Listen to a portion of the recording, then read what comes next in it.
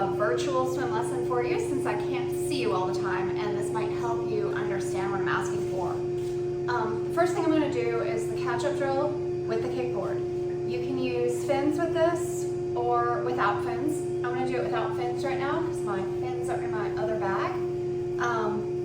So this is pretty simple. You really want to focus on keeping the arms long and keeping your head down when you go to breathe. Okay, so let's try this.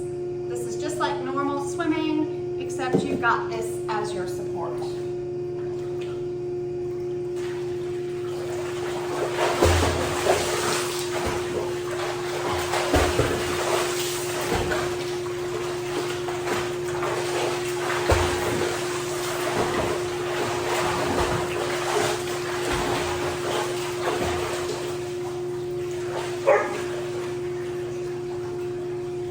So hopefully that helps you a little bit. The next thing I'm going to do is just breathe to one side and only paddle with one arm. So I'm going to focus on breathing to my right and keeping my ear on my shoulder.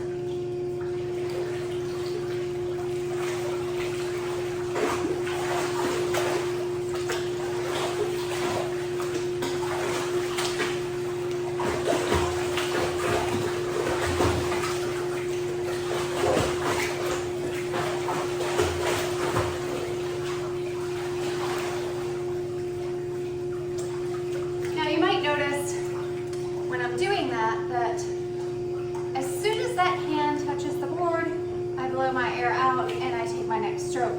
I don't pause for a long time up in front because that's not what you're going to be doing when you're really swimming. All right, I'm going to do the other side for you just to see.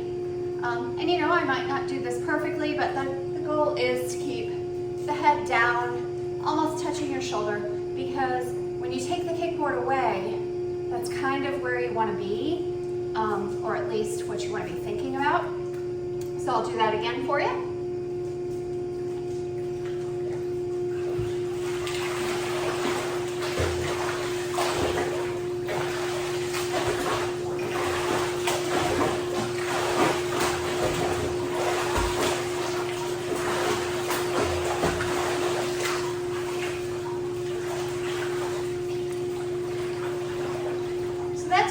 What you want to be doing as you're getting used to swimming.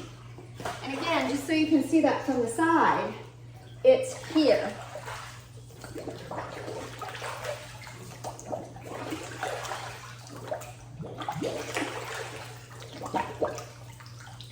Notice how my elbow comes out of the water first. I'm pushing back to my hip and then bringing the elbow out. The hand is actually below my elbow. All right, the next thing I want to show you is kicking with the band. So I know that a lot of people don't have a band handy, but a lot of us have old swim caps. So I just cut the bottom of the swim cap off, and I'm going to put that up just over my knees.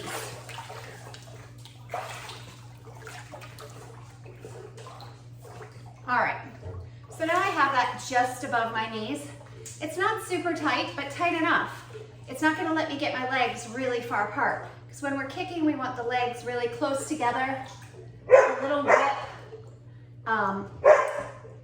So here we go again. Let me just turn this on. So kicking again, those legs are just close together. The force is on the downstroke to kind of give your legs some lift. All right, here we go.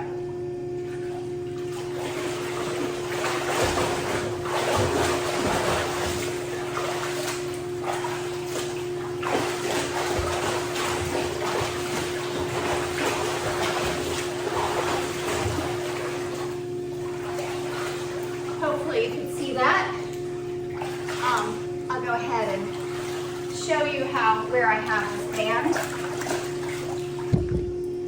So I'm keeping the band right about here. And that just lets me, you do have a little whip from the kick, but in general, the legs are pretty close together.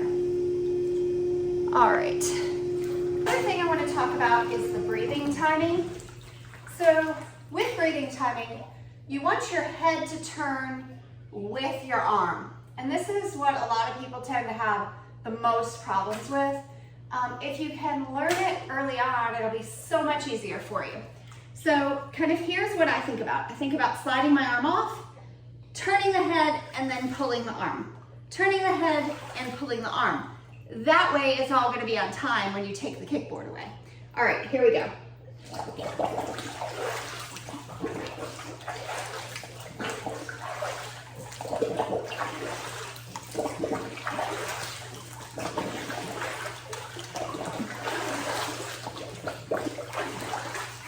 Now notice, I'm blowing out as soon as I put my head in the water.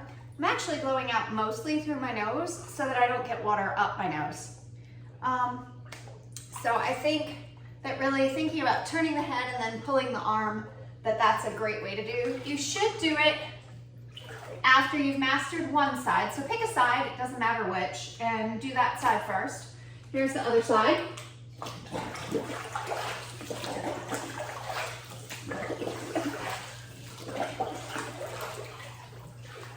So that's pretty basic. That's probably good for this week, but I just wanted to cover some of the basic things that I'm asking you to do so that you can actually see it, since I can't be in front of you giving you a lesson. Hope that helps.